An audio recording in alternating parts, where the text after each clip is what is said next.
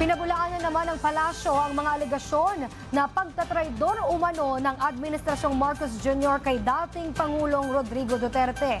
Anila, sinusunod lang nila ang kanilang tungkulin. Ang detalye ihahatid ni JP Viedragoza.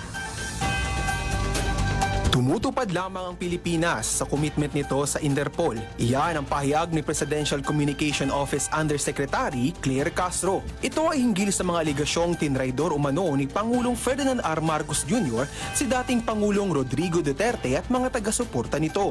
Hindi po pagtatraidor kung tayo man po ang kapwa nating Pilipino na siyang nagrereklamo ng madugong pagkitil ng buhay.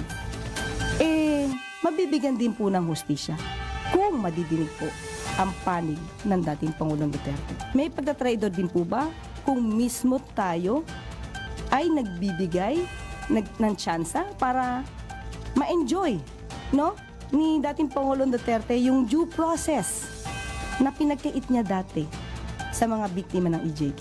Nitong nakaraan lang, birtual na humarap si Duterte sa pre-trial chambers ng International Criminal Court sa The Hague, Netherlands. Dito, biniripika ang kanyang pagkakilanlan kasama na rin ang pagsigurong nauunawaan niya ang mga kasong inihain laban sa kanya. Gayon din ang kanyang karapatan sa ilalim ng Rome Statute ng ICC sa pamamagitan ng lengguwaheng kanyang naiintindihan. Para sa totoong balita sa Bagong Pilipinas, JB Piedragosa, Congress News.